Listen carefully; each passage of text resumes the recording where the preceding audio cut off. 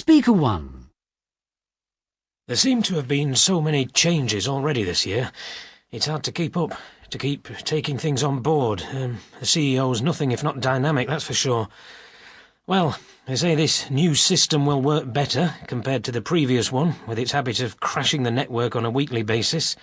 Oh, it's certainly been tough, battling to meet our performance targets only to find your PC can't access anything all afternoon.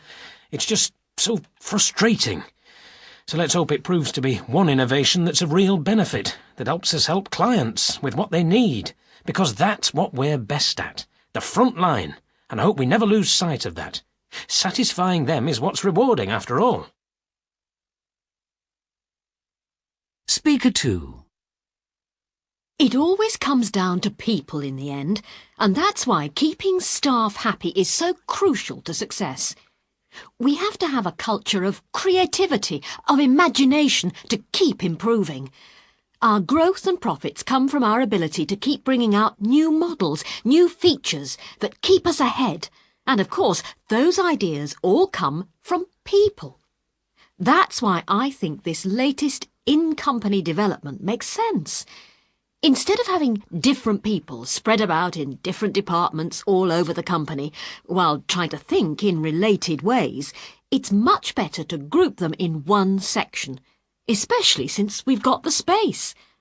I think it's a good example of intelligent management, proper strategic thinking at its best. I'll be very interested to see what fresh angles come out of the new setup. Speaker 3. Well, yes, it's very much in line with the way we usually go about things, so I'm sure it'll prove to be a change for the better.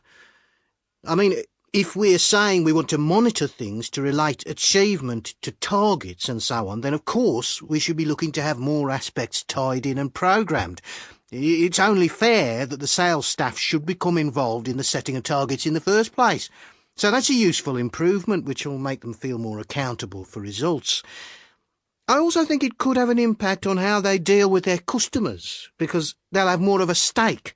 We've always been good at bringing staff on, providing attractive career paths, quarterly bonuses and so on, that keep them motivated. Speaker 4. Well, in a small company like ours, everything has to count for something, otherwise we'll sink. Competition's so tight now, we have to be sure that we're doing the right thing. Without scale, we're never going to be able to compete on price. That's just a fact of life. But where we've always been good, I think, is on getting our name noticed out there. Ingenious promotions, placements, high-profile local sponsorship, that kind of thing. It all adds up. And I think they've put the right person in charge this time.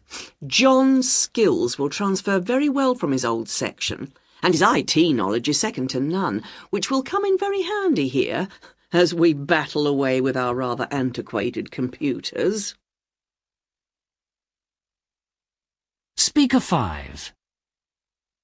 I have to say I feel almost uneasy about our success. It's as if it's too good to be true, and that eventually all this expansion will have to come to a halt. I don't know if I trust the long-term predictions for growth. But then again, I guess we really have got the right package. A reliable product that customers know they can trust in a market where things are changing so rapidly that they can often feel rather bewildered by all the new developments.